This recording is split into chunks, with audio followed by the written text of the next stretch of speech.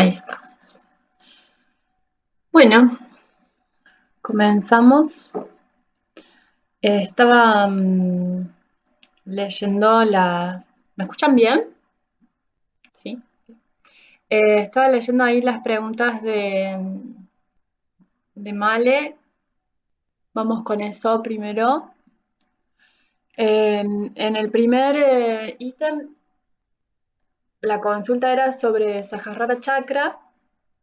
Eh, Y bueno, con respecto a eso, se trabaja o se visualiza el último chakra, el séptimo, como un chakra que está por fuera de nuestro cuerpo, por eso es que no se toma como dentro de nuestro sistema.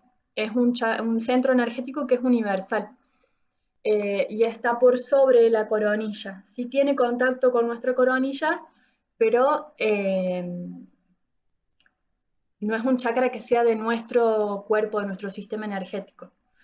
Es un centro que compartimos con el universo.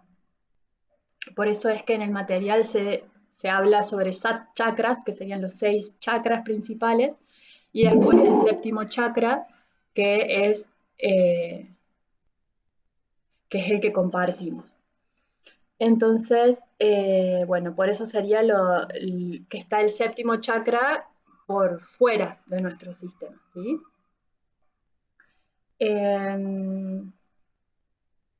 Bueno, después tenemos la otra pregunta en donde se habla sobre Chita y las diversas formas que la constituyen. Cuando hablamos de Chita, hablamos de la conciencia, ¿sí? Y podemos ver a Chita como la conciencia finita, que es nuestro estado de conciencia, o como la conciencia infinita, que podemos encontrarlo escrito también como Chit, eh, que es la conciencia universal, ¿sí? Entonces imagínense la cantidad de formas que puede llegar a tomar esta energía eh, para poder ser tomada como la conciencia universal o como nuestra conciencia, que es completamente limitada. Eh, entonces, bueno, en el texto habla sobre los britis. Los britis son los pensamientos, las fluctuaciones de la mente. Y justamente cuando hablamos de yoga, Patanjali dice yoga chitta, briti niroda, ¿no? El yoga se realiza cuando cesan las fluctuaciones mentales, cuando logramos silenciar o armonizar a la mente racional y volverla una con la mente universal, ¿sí? Entonces, cuando todas esas fluctuaciones, esos movimientos, esos britis que tiene nuestra conciencia dejan de fluctuar, es que podemos realizar a la mente, entrando en el estado de... Ay, se me fue la palabra ahora. Laya.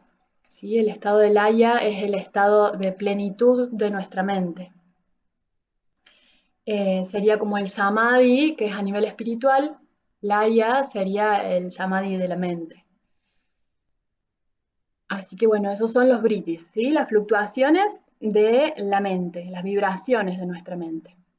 Entonces, por eso es que puede tomar distintas formas, ¿no? Nuestros pensamientos pueden ser muy variados.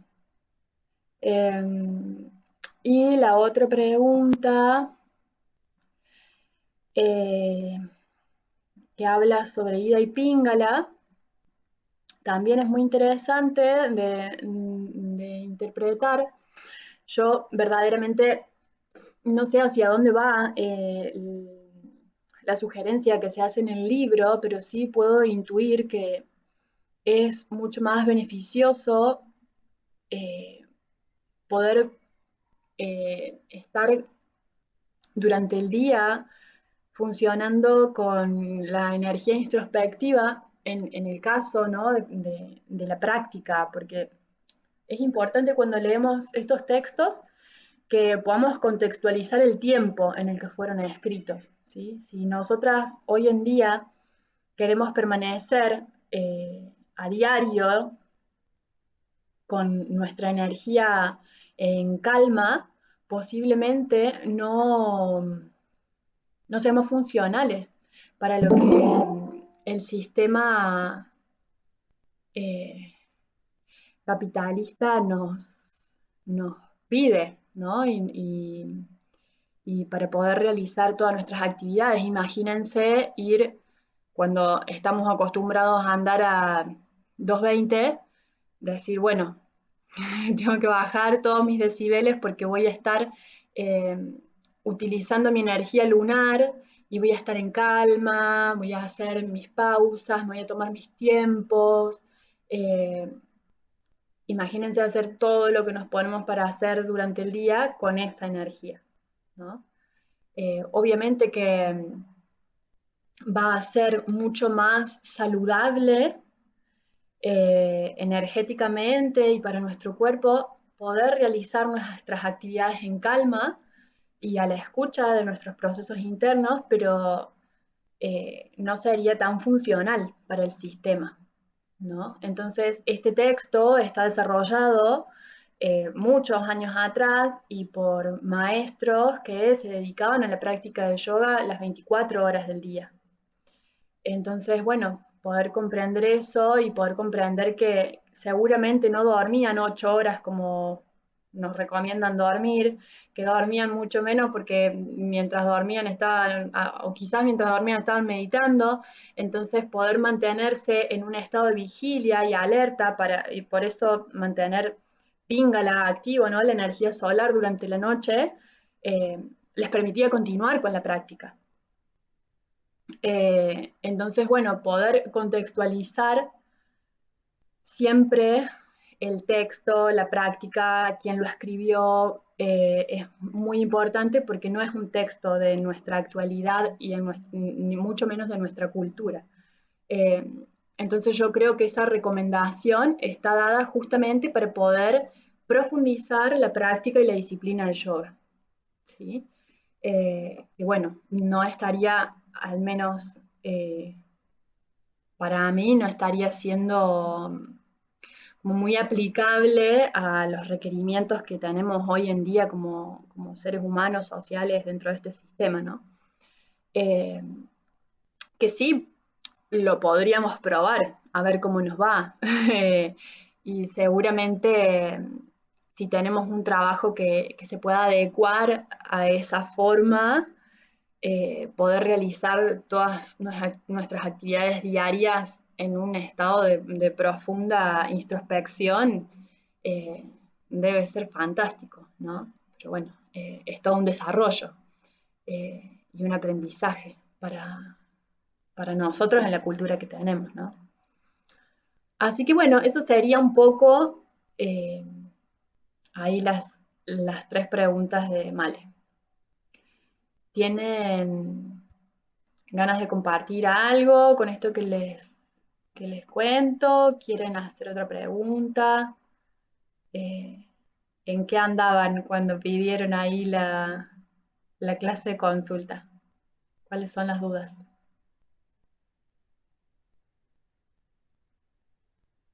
Bueno, acá estoy yo. Empecé. Al momento de hacer la guía de preguntas me di cuenta de cuáles eran mis consultas. Por ejemplo, en la parte, ¿se me escucha bien? Sí, sí. Bueno, en la parte de contrapostura, la de chakras la entendí, pero por ejemplo, el momento de llevar a la práctica la contrapostura energética y la espiritual, ahí es como que más allá de los ejemplos que diste, ahí es como que no me imagino eh, cómo poder llevarlo a la práctica. De la espiritual Y la energética. y la energética. Bueno, eh, cuando hablamos de contrapostura espiritual, como les había comentado en la clase, eh, tenemos en cuenta el centro de las pasiones, que es en la boca del estómago, de los sentimientos, que es en el pecho, y de las emociones, que está en la garganta, ¿no? Entonces, en toda esta zona es donde vamos a eh, como ir guardando o reteniendo energías que no podamos gestionar. ¿sí? Emociones, sentimientos, pasiones que no podemos gestionar y dejar que fluyan, que se liberen. Entonces vamos generando como cúmulos, ¿no? Esto que le llamamos corazas, ¿sí? Vendría a ser como cúmulo de energía que nos queda impregnada en el cuerpo y se van volviendo tensiones, contracturas, dolores, presiones, molestias. Entonces, lo que vamos a buscar con este sistema de contraposturas es poder liberar esa energía, ¿sí? Entonces, los movimientos que podemos realizar son todos los movimientos de tronco, todos los movimientos de brazos, de manos y de cara, ¿sí? Entonces, en base a eso vamos a armar las contraposturas, eh, buscando potenciar el movimiento de esta zona a través de todas las posturas que tengan comprometido el pecho y la parte alta de la espalda, el cuello, la mandíbula, los brazos, las manos, ¿sí? Eh, entonces, bueno, por ahí eso, pueden buscar dentro de estas posturas cómo hacer la postura contraria, porque sigue siendo en realidad lo mismo que hacemos siempre. Podríamos verlo como dentro del sistema óseo o dentro del sistema muscular, cuando hacemos contraposturas en la parte alta del pecho, eh, también estamos haciendo contrapostura espiritual, ¿sí?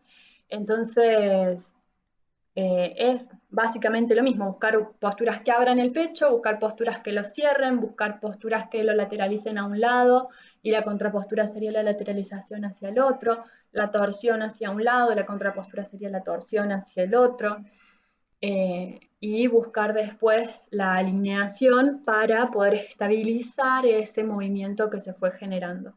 Y lo mismo cuando abro, voy a abrir los brazos y las manos, y cuando cierro voy a cerrar los brazos y las manos, y puedo hacer lo mismo con las distintas posturas de cara, y todos los movimientos que yo pueda hacer con la boca, con la mandíbula, con el cuello, van a ayudar también a movilizar esta energía espiritual, ¿sí? Eh,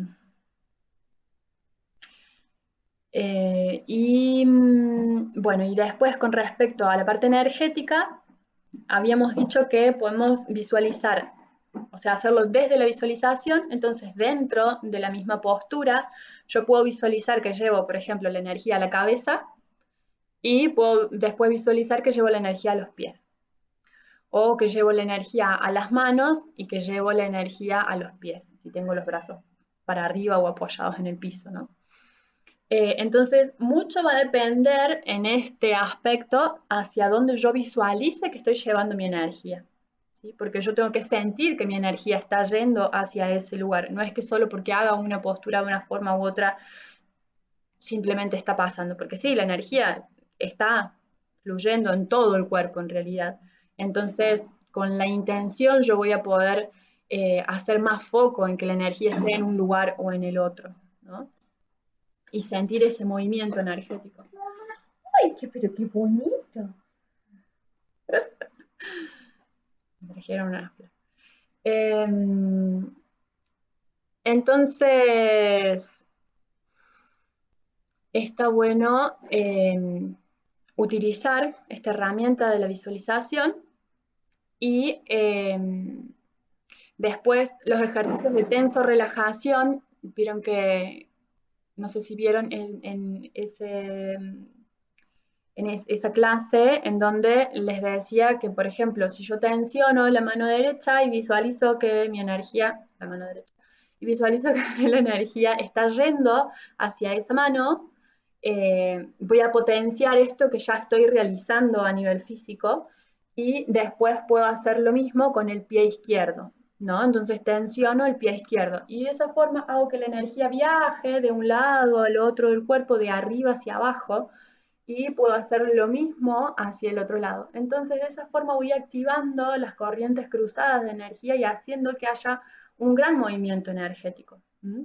Entonces, la práctica de tenso-relajación, de por sí, si le incorporamos la visualización, es un ejercicio en donde estaríamos utilizando contrapostura energética, ¿sí? Porque vamos a hacer que fluya mucho la energía de un lado al otro. Y eso lo podemos hacer estando de pie, estando sentados, estando acostados en el piso, boca arriba, boca abajo. Y son posturas simples, fáciles, que generan eso, ¿no? Mucho movimiento de la energía solo a través de, podemos guiarlo con la respiración, por ejemplo, inhalo y tensiono, exhalo y relajo, e ir visualizando de un lado al otro hacia dónde va la energía. Y esta energía, aparte, si queremos profundizar en la visualización y en un estado de mayor concentración e introspección, le podemos poner un color, ¿no? Entonces, a través de ese color, vamos haciendo que la energía, aparte que tiene ese color, fluya por nuestro cuerpo y vaya limpiando, purificando o intencionando alguna sensación, emoción específica que querramos trabajar con las personas en la práctica, ¿no? Entonces, bueno, a ver, son como muy amplios las cosas que se pueden hacer y, y se pueden ir incorporando distintas herramientas y está como muy abierto a la creatividad de cada una y cada uno, cómo puedan ir entrelazando, ¿no? Esas técnicas. Acá haciéndose el bonito. Eh, Así que bueno, eso sería con respecto a la contrapostura energética. Después sí podemos pensar en hacer, no sé, postura de pie y el paro de cabeza, que sería como lo contrario a nivel energético, ¿sí? Que a la vez es lo contrario a nivel circulatorio, a nivel orgánico, a nivel muscular. Eh, entonces, bueno, también depende si queremos hacer una práctica que sea más dinámica o una práctica que sea más introspectiva eh, y que sea como de mayor percepción, que por ahí si estoy ocupándome de ponerme de cabeza y volverme a la otra postura y pasar como de una asana a la otra, me puedo llegar a perder toda la percepción que puedo tener a nivel más sutil de lo que está sucediendo, ¿no? Eh, pero bueno, se puede trabajar primero la parte sutil o explicarle a las personas cuál es la intención que tenemos con realizar la secuencia de posturas, practicar cada una por separado, por ejemplo, explicando hacia dónde vamos a visualizar que llevamos la energía, ¿sí? Cuando ponemos un punto, un foco hacia donde llevamos la energía, estaríamos trabajando también con los dristis, ¿no? Estos puntos a los cuales llevamos la atención y desde donde sostenemos la atención y la energía en esa asana. Entonces también poder trabajar bien eso antes de desarrollar quizás la secuencia de forma dinámica también es interesante porque ya después cuando hacemos la secuencia guiada por la respiración y cada persona se queda en silencio haciendo su secuencia de posturas a su tiempo, ya cada uno sabe a dónde llevar la atención, ¿sí? Cuál es el foco que hay que poner en cada una de las posturas.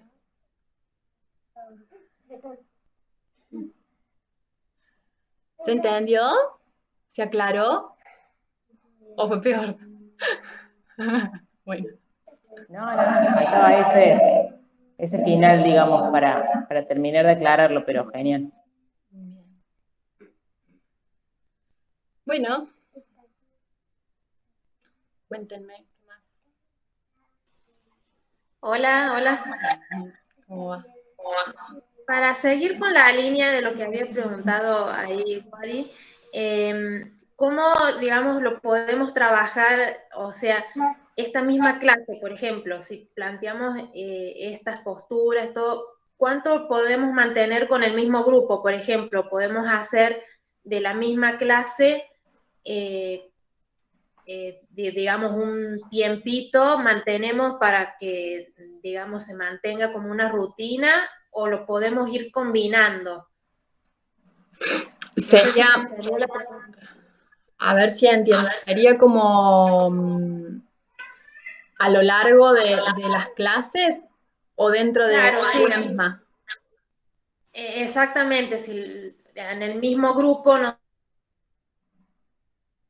como preparando para ir, digamos, que las alumnos lo vayan, por así decirlo, perfeccionando o corrigiendo a través de las clases, o es para, por ejemplo, una clase la hacemos de un estilo y otra clase de otro, por ejemplo.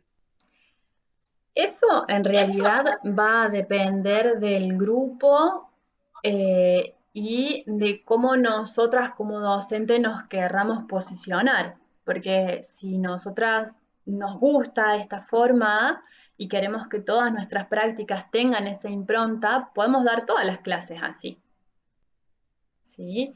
Eh, o quizás podemos proponernos, bueno, en cada clase voy a trabajar un sistema de contraposturas, ¿no? Entonces tenemos 7 sistemas de contraposturas, entonces en la primera clase le doy importancia al sistema óseo, después al sistema muscular, después al sistema orgánico, después al sistema circulatorio, después al de chakras, al energético y al espiritual, ¿no? Entonces ahí yo tengo en mi mes 7 focos distintos para, suponiendo, ¿no? Que demos 2 clases semanales.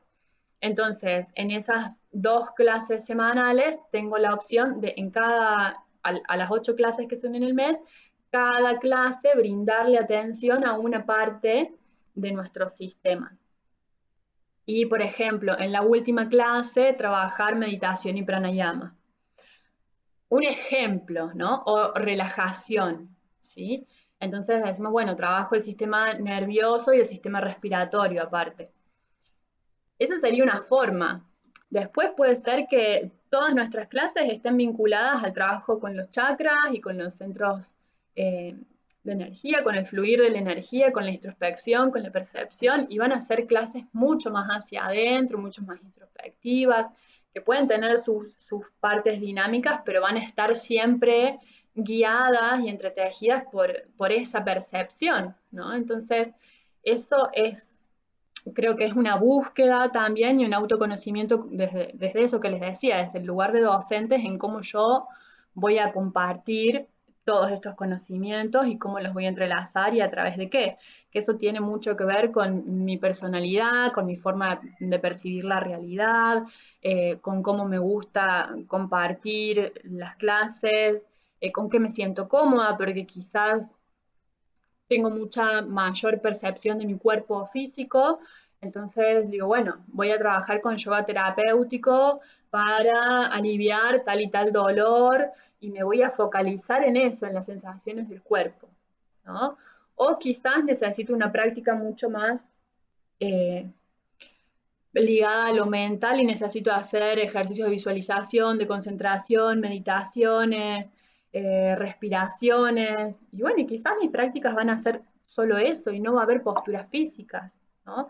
Eh, entonces, bueno, es eso, uno de a poquito va encontrando hacia dónde quiere eh, profundizar la práctica y a la vez también eso va cambiando a lo largo del tiempo, porque siempre nuestras necesidades también van cambiando, ¿no? Entonces, como docente vamos a ir cambiando.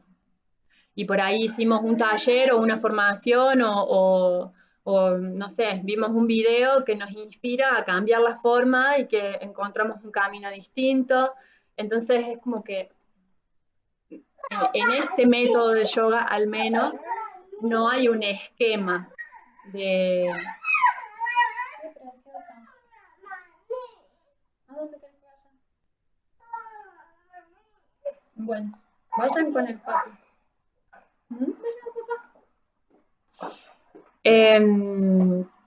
Entonces, bueno, no va a haber una guía estructurada de cómo tengo que desarrollar las clases o en qué tiempos o de qué forma.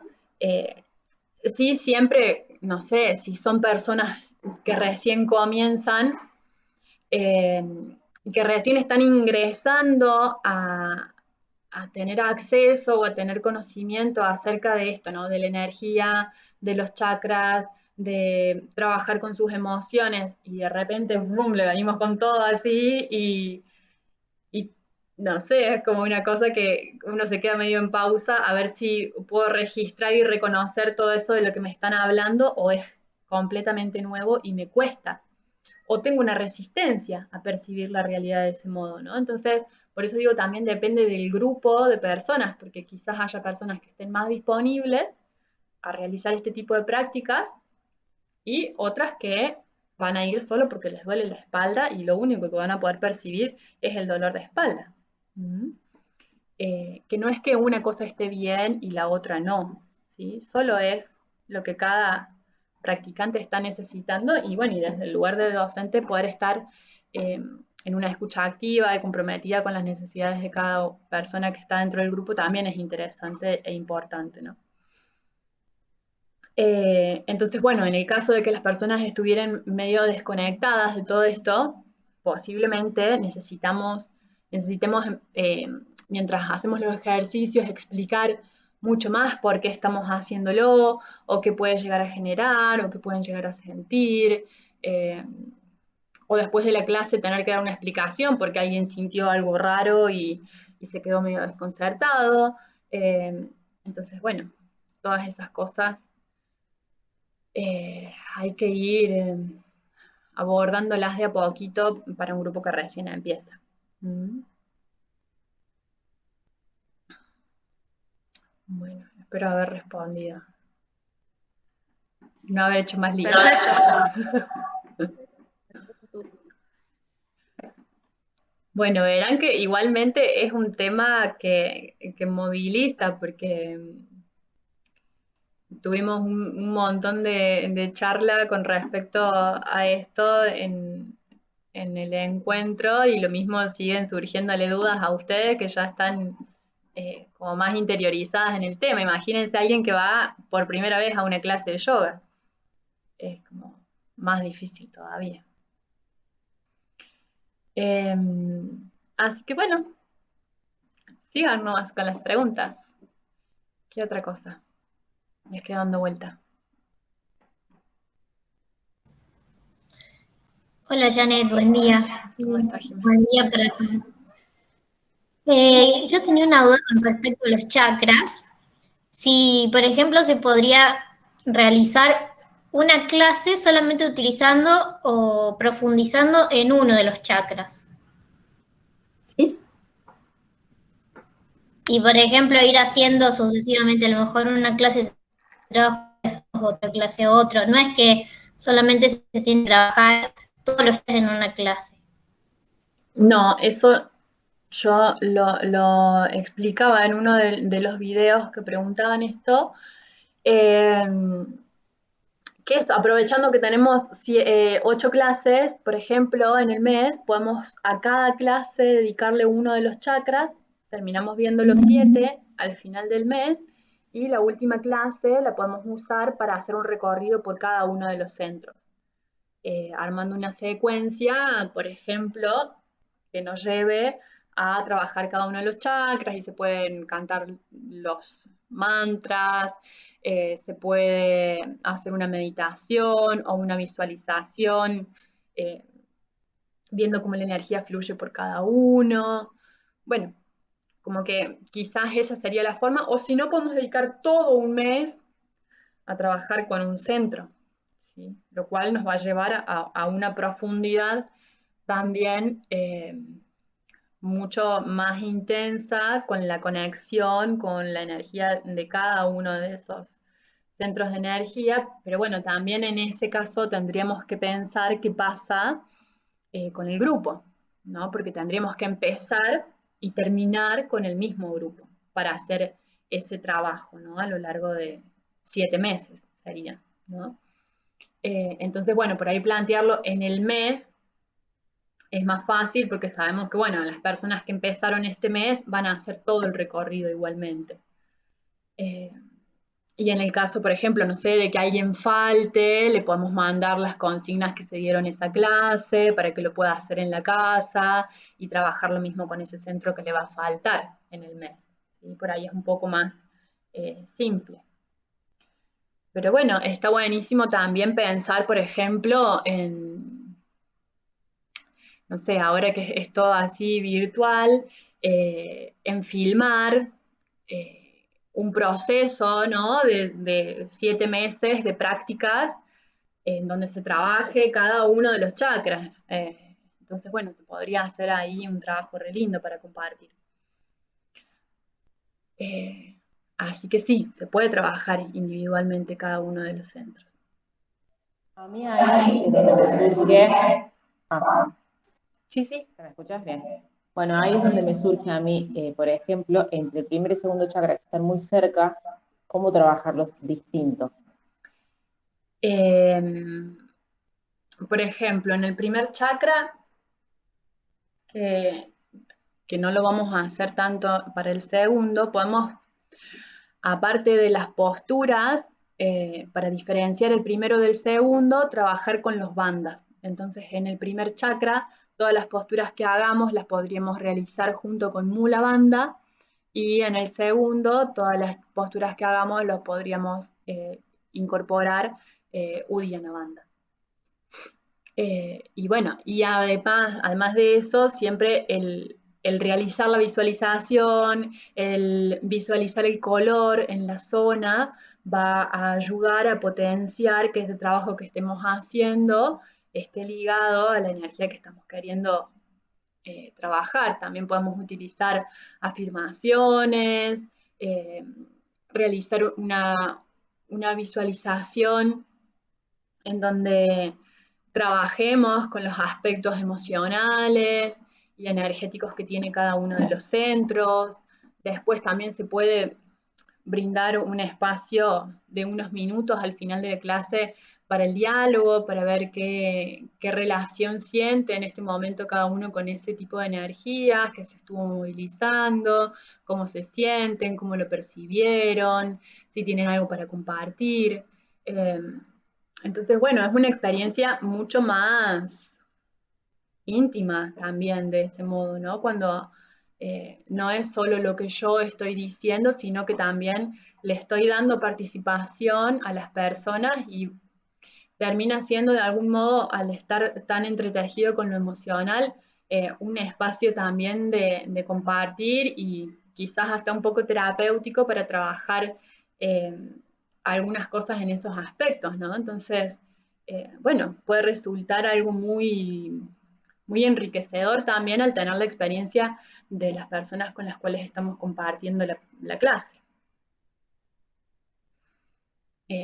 Sí, obviamente va a ser un trabajo más comprometido a nivel emocional, porque vamos a tener que estar disponibles para receptar todo eso que se movilice.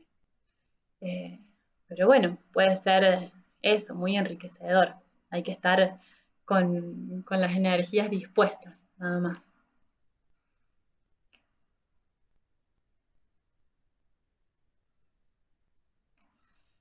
Bueno, no sé si tienen alguna otra cosa de la que quieran que charlemos, me van diciendo. Bueno, evidentemente soy una de las que optó por tener esta clase. Cuando se pregunta frente a qué problemas físicos no harías laterales, que alguien lo consultó en el grupo y vos también respondiste, ¿por qué? Porque yo no tenía la misma pregunta y no sé por qué, o sea, cómo darme cuenta, por qué no hacer lateralización. Simplemente que haya una molestia, una inflamación, una irritación en la zona va a ser suficiente para que la persona diga, me duele acá, y uno diga, bueno, entonces no lo hagas, ¿no? Eh, no es mucho más que eso cuando uno pregunta sobre las contraindicaciones de las posturas, en realidad no hay una asana que nos vaya a hacer mal si estamos en un óptimo estado de salud, ¿sí? Porque todas las asanas tienen sus beneficios y las contraindicaciones aparecen cuando hay algo que está desestabilizado, ¿sí? Entonces, es tener en cuenta eso, la persona nos va a advertir de que hay algo que le está molestando y le está doliendo, y nosotros nos vamos a poder dar cuenta, entre las posturas que hayamos pensado dar, cuáles no va a poder hacer porque le está molestando ese lugar específicamente, ¿sí? Entonces, Bueno, es lo mismo de siempre, poder hacer un diagnóstico, poder preguntarle a las personas eh, qué molestias tienen hoy antes de empezar la clase, más allá de la entrevista previa que podamos haber hecho al comenzar las prácticas. Bueno, el día en que damos la clase, tener como en cuenta de preguntar siempre cómo están, hoy les duele algo, cómo se sienten, tienen alguna molestia, y en base a eso vamos a poder saber cuáles de las posturas que vamos a compartir las va a poder realizar qué persona y de qué forma, y a cuáles voy a tener que modificar porque esa persona no las va a poder hacer parcial o completamente, ¿no? Eh, entonces es simplemente eso, no es que haya una razón específica por la cual no se realizan los laterales, ¿sí? Los laterales se pueden realizar, eh, lo único que, bueno, vamos a tener que tener en cuenta esto, si está habiendo alguna molestia en ese momento particular. ¿Sí? ¿Más preguntas?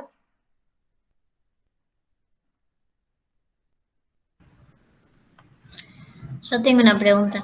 ¿Hay algún material que podamos leer como para seguir profundizando sobre los chakras y todo ese sistema energético?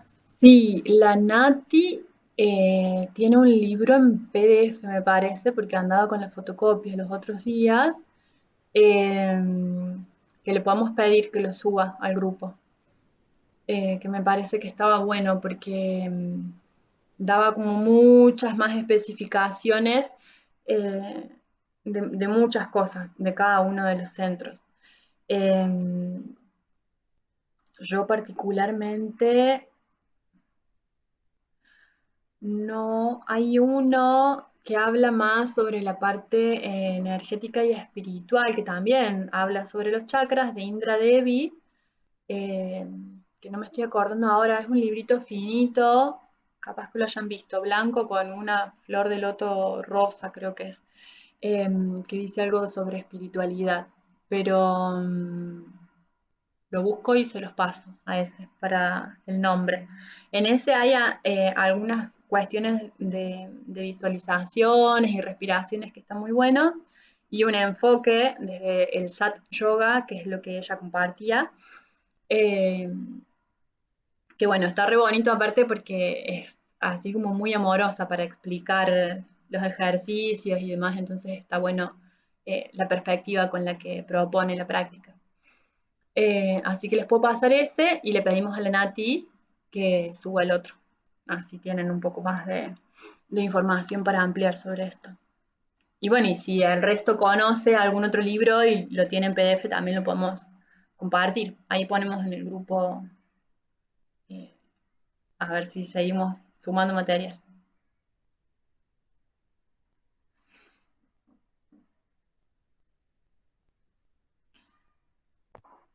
Janet, bueno, gracias por la respuesta. Bueno, gracias por las Che, preguntas. tenía una duda más, que bueno, a mí se me cortó mucho la clase virtual y medio que me enojé y por momentos me fui. Entonces, em, no sé si practicaron Kapalabhati, ¿sí? Y tenía esa duda entre Kapalabhati y Bástrica, ¿sí? Que bueno, preferí aguantar y preguntártela a vos que buscarla en internet y todo eso. Bien, yo creo que tendría que revisarlos a los videos. Hay unos videos con la práctica de cada una, pero de todos modos la explico ahora, así queda como claro y después vemos los videitos, se los subo al grupo. La diferencia específica está en la inhalación, ¿sí? Cuando yo inhalo en Kapalabhati, lo hago voluntariamente y la exhalación también es voluntaria. En cambio, cuando yo inhalo en Bástrica, la inhalación es involuntaria. Voy a inhalar porque exhalé fuertemente todo el aire en la exhalación, y como relajo las paredes musculares del sistema respiratorio, el aire va a volver a entrar. ¿Sí? Esa es toda la diferencia. Porque después hay un montón de formas distintas de realizar Kapalabhati específicamente, que son parecidas a Bhastrika dependiendo del ritmo con el que hagamos la respiración. Entonces, lo fundamental es tener en claro que la inhalación en Bhastrika es involuntaria, ¿sí? Y la inhalación en Kapalabhati es voluntaria. Esa es la diferencia entre las dos. ¿Sí? Porque las dos son respiraciones diafragmáticas, las dos son respiraciones de fuego, las dos son exhalaciones fuertes, ¿sí? Entonces puede, dependiendo del ritmo con el que hagamos la práctica, prestarse a una confusión. Después, en Bhastrika realizamos el cierre, el entrecerrado de la glotis como si estuviésemos haciendo Ujashi, que en Kapalabhati no se hace. ¿Sí? Esa sería otra diferencia. Entonces, en Kapalabhati, por ejemplo, podemos inhalar profundo desde el abdomen, desde la zona intercostal y desde el pecho, y después empezamos a hacer golpes con el diafragma para exhalar, ¿no? Entonces vamos a inhalar y exhalo.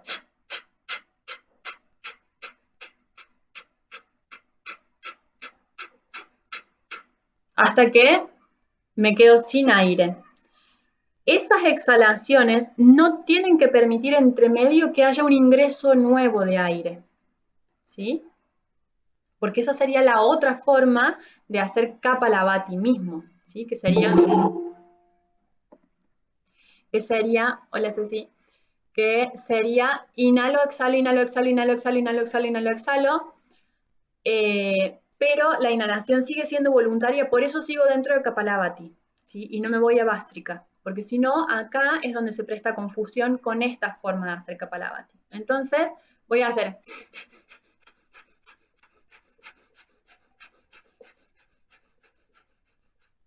¿Sí?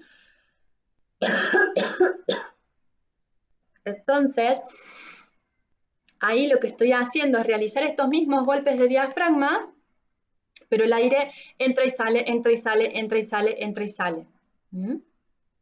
Por eso es muy parecido a Bhastrika, porque si yo hago Bhastrika de forma rápida, va a terminar siendo muy parecido a lo que acabo de hacer con Kapalabhati hecho de este modo. Entonces tenemos esas dos formas de hacer Kapalabhati. Una, inhalo y exhalo el aire en cuotas, ¿sí? Y la otra es inhalo, exhalo, inhalo, exhalo, inhalo, exhalo, inhalo, exhalo.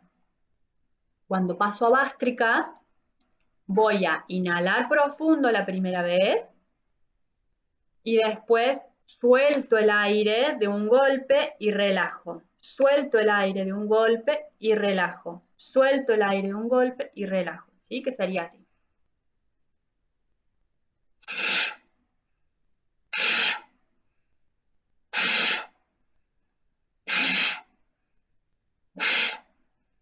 Y si lo hago más rápido, va a ser...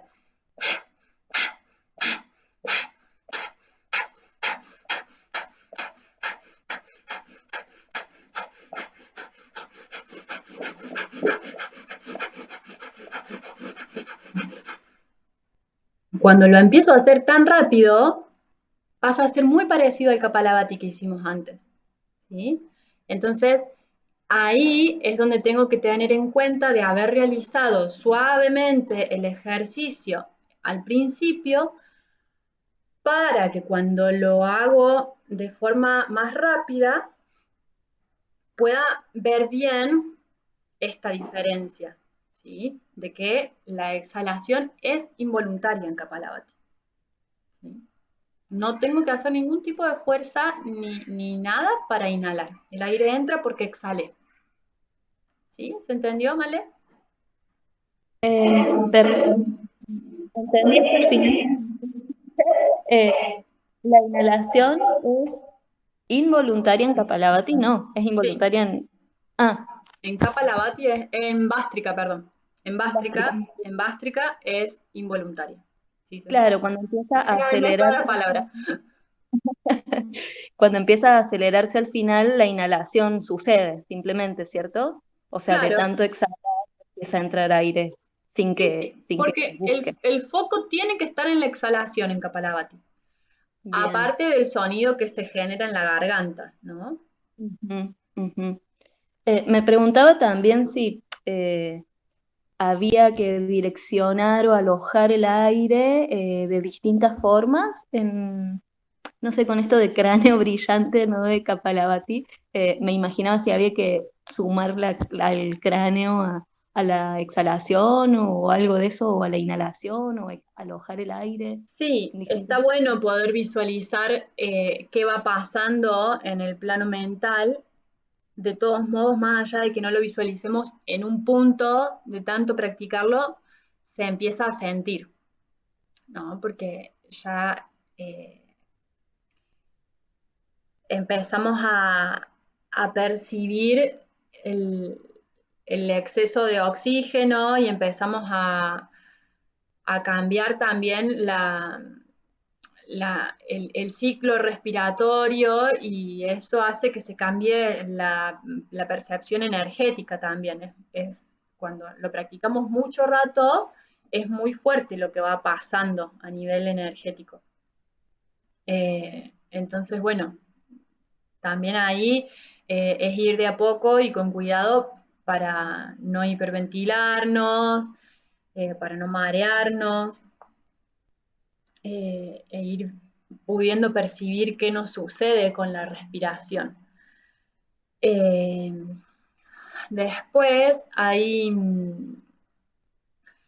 focos donde uno puede poner la fuerza en Kapalabhati para ir expulsando las flemas, que espero no llenar la computadora de mocos nada más, eh, pero se va poniendo énfasis en como raspar con la respiración en la exhalación.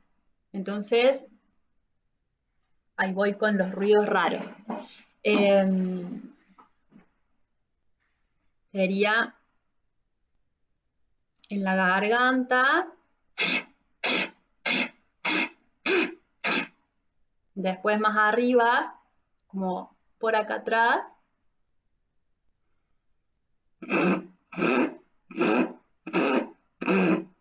¿sí? Y vamos como despegando la mucosidad que puede haber en esa zona. Después venimos más acá arriba.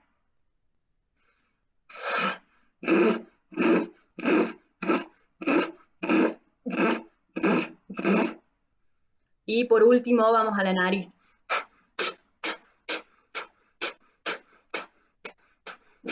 ¿No? Llené todo de mocos. Entonces vamos como poniendo la fuerza bien en cada una de las partes para poder traer toda la mucosidad que pueda haber para limpiar la respiración, los conductos respiratorios, y eso también genera como mucho movimiento, ¿no? No estamos acostumbrados a hacerle esa fuerza a los conductos, ¿sí? Eh, entonces, bueno, también está eh, bueno ir poniendo estos focos para ir moviendo distintas cosas de los distintos lugares. Eh, y sumado a esto, está bueno. Oh, esto está tomando la teta. Mi vida. Eh, Podemos hacer antes la limpieza nasal con la lota, con el agua y una cucharadita de sal marina, eh, para limpiar bien los conductos y después hacer Kapalabhati de esta forma ayuda a que también podamos secar, después de haber hecho la limpieza, bien los conductos, ¿no? Entonces, hacer todo el recorrido desde abajo hacia arriba ayuda a terminar de limpiar y reforzar la limpieza nasal que hayamos estado haciendo. Creo que tengo un video. Les puedo pasar tendré que buscarlo a ver si está. Al videito de la lota. También es una chorreadera de mocos, les aviso.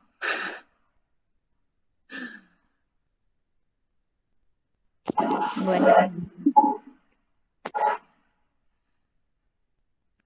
creo que quedó un poco más claro, sí. Y la práctica irá esclareciendo más.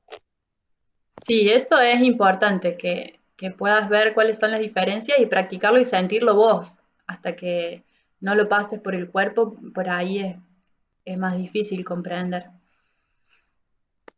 Claro, sí, me pasaba eso, que había practicado la gástrica en el módulo 5 y no sabía si habíamos practicado virtualmente Kapalabhati o no, porque bueno, se me cortaba y todo eso. Bien, sí, yo creo que la dio Jain a la respiración.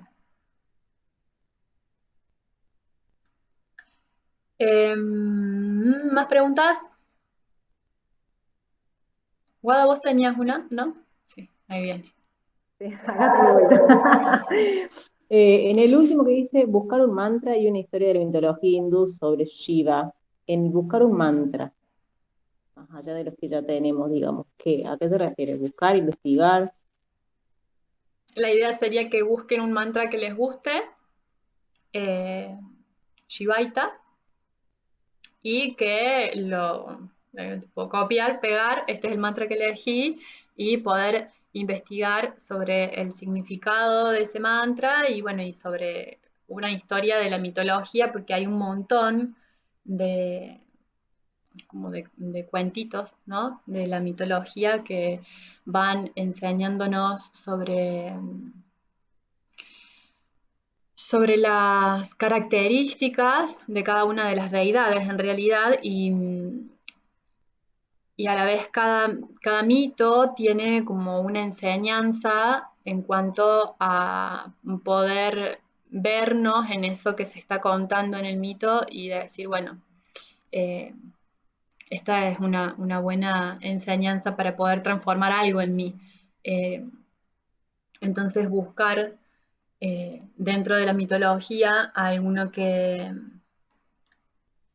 con el cual nos sintamos identificados o nos guste la historia, sería para esa consigna, ¿no? Poder buscar un mantra que nos guste y un mito de los que puedan encontrar y leer que también les guste para compartirlo. Si quieren, lo pueden ir compartiendo en el grupo, aparte de ponerlo en la guía de preguntas, para que todos vayamos escuchando los mantras, que también es bonito ahí compartirse los mantras.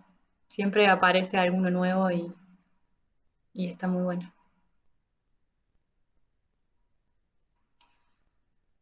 Ceci, ¿cómo andas? Esa justo era la pregunta también que yo tenía, así que entré tarde, pero justo era eso. Bien. Todo bien. Bueno, el mes que viene, no, este mes, creo que toca mitología, así que yo les voy a compartir un libro en el material que tenemos sobre mitología para ver un poquito más en profundidad de qué se tratan, ¿no? Los distintos mitos bueno, y cuáles son las características de cada una de estas energías y por qué eh, trabajarlas y cómo surgen las imágenes de las deidades, cuál es la idea que en realidad desde donde lo vemos nosotros eh, no,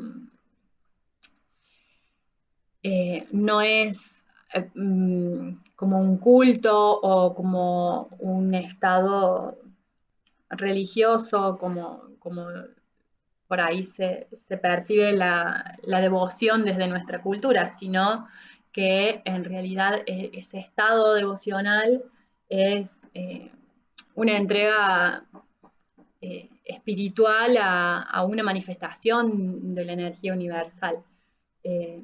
No es que busquemos rendirle culto a esa energía a través de nombrarla o a través de cantar un mantra, sino que es poder despertar esa energía que también reside en nuestro interior para nuestro crecimiento, para nuestro beneficio, para nuestro bienestar espiritual, ¿sí?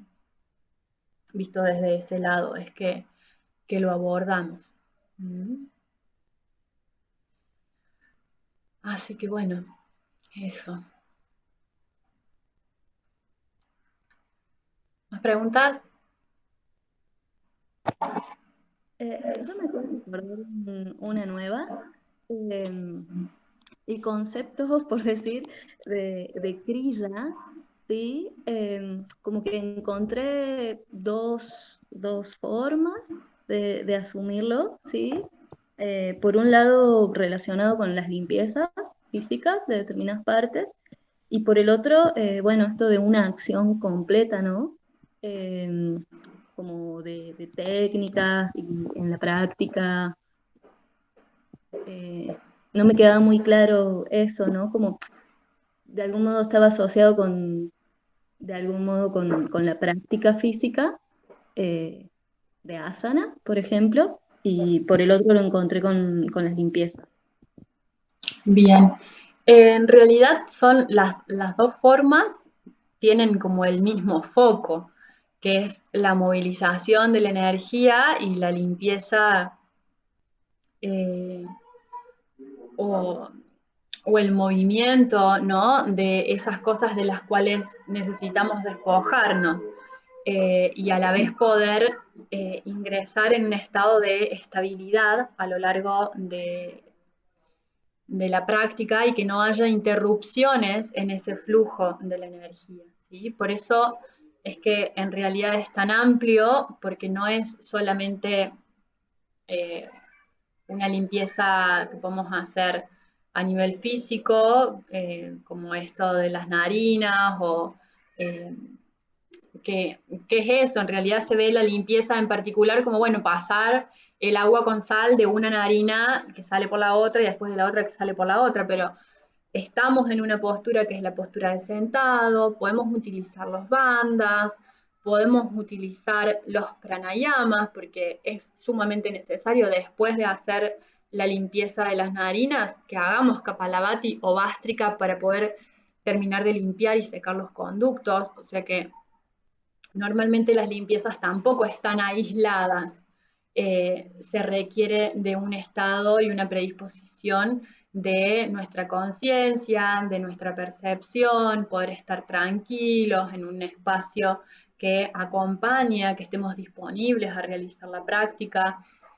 Entonces, bueno, el Kriya Yoga es muy amplio, ¿sí? Podemos armar secuencias de posturas para limpiar un órgano específico o para, como contaba, no sé si se acuerdan en el módulo que Flavia contaba de Córdoba, que había hecho esta limpieza digestiva, intestinal, y que aparte del consumo de líquido que tenía que hacer, iba acompañado de asanas, ¿no? Entonces es eso, poder visualizar como una práctica completa y particularmente en Kundalini se arman, más cuando no este tipo de Kundalini, porque en este tipo de Kundalini quizás no se ve tanto, pero en el Kundalini blanco, o el Kundalini de Yogi Bhajan,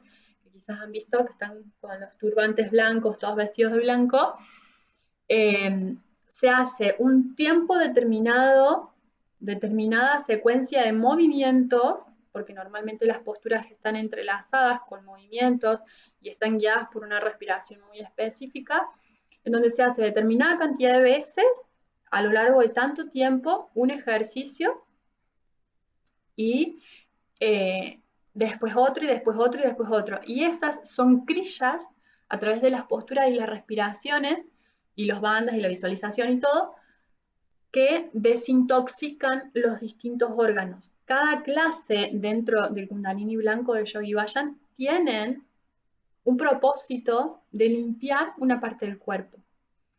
Entonces, para eso sí se hacen esto, ¿no? Las fichas médicas y se fija que las personas puedan realizar los kriyas porque son muy movilizadores, porque eso, generan mucho movimiento de energía porque son ejercicios, respiraciones y visualizaciones combinadas con mucha potencia, ¿sí? Y que están perfectamente diagramadas y pensadas para generar ese beneficio, esa movilización. Entonces, bueno, el Kriya Yoga es así de amplio, no es que sea una cosa o la otra, es las dos cosas, ¿sí? Entonces sería que está relacionado ampliamente con la purificación y limpieza, y no tiene que ver únicamente con prácticas de limpieza, por ejemplo, sino que también con, bueno, varias cosas más, Sí, como para definirlo un poco o terminar de comprenderlo teóricamente. sí, es eso, no es la limpieza en sí específicamente, porque el Kriya Yoga son todas las limpiezas, ¿sí? No es que solo o sea, sí, a la limpieza también se le llama Kriya. Tenemos los Kriyas oculares, los Kriyas articulares, eh, que son por ahí lo que más se utiliza hoy en una clase de Hatha Yoga en un salón en cualquier lugar de la Argentina.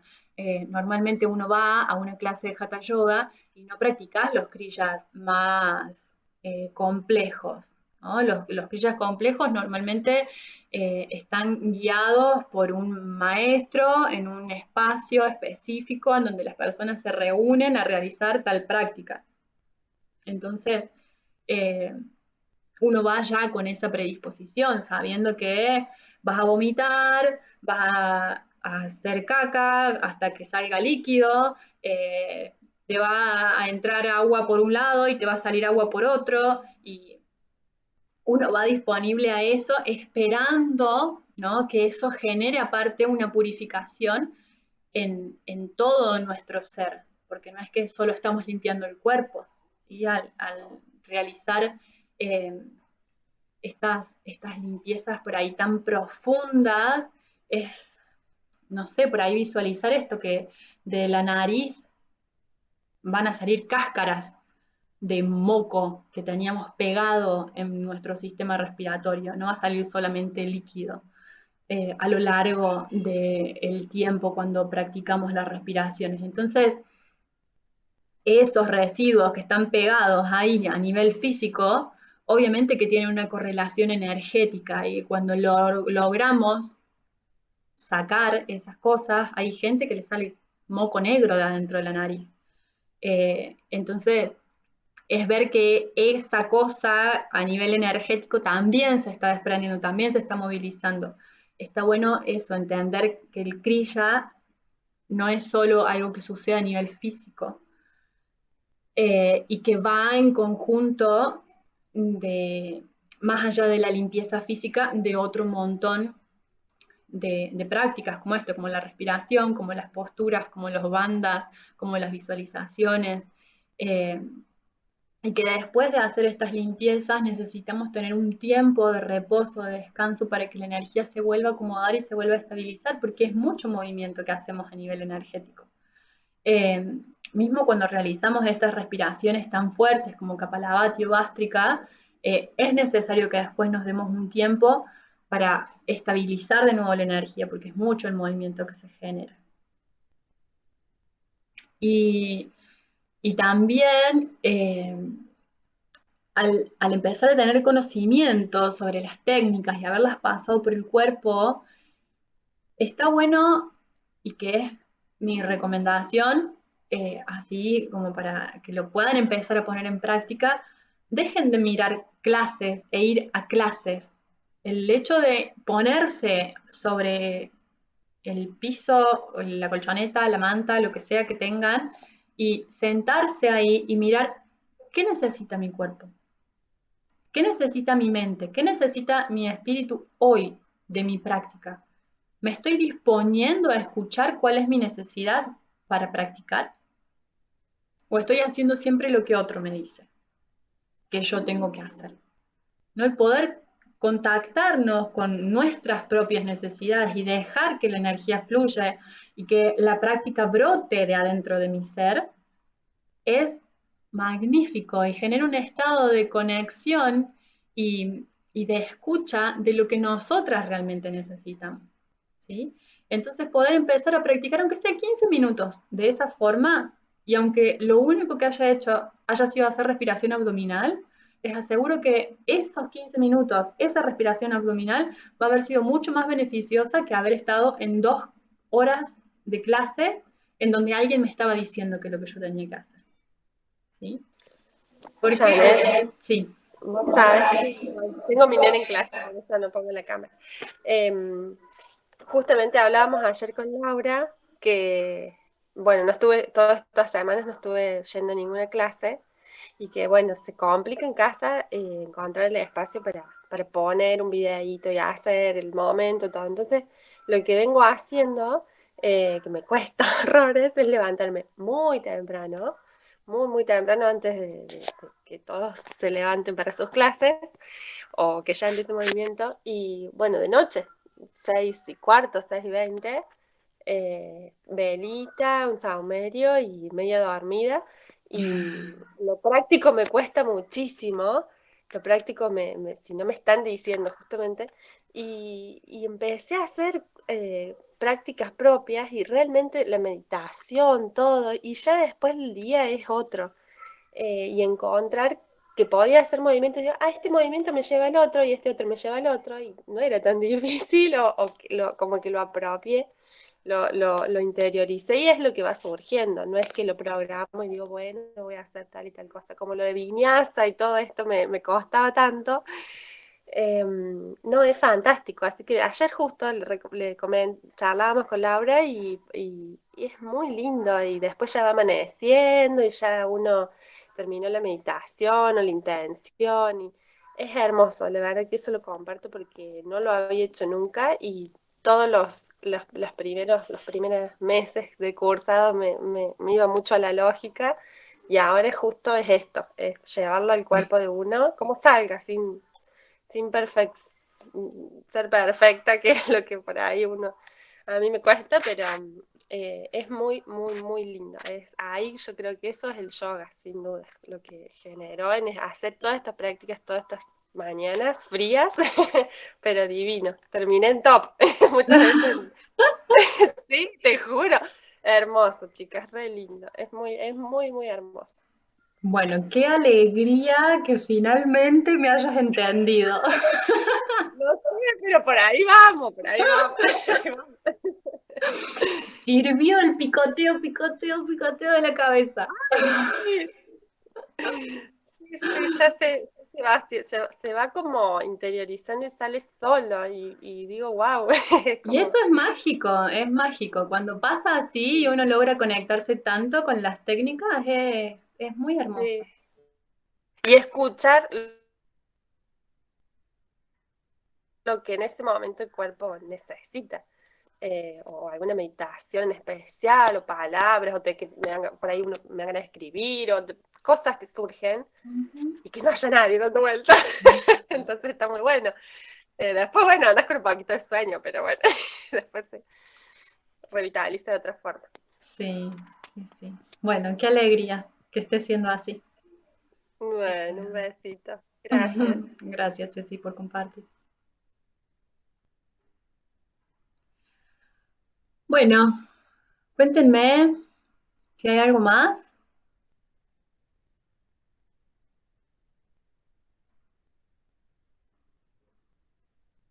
¿Alguna otra consulta?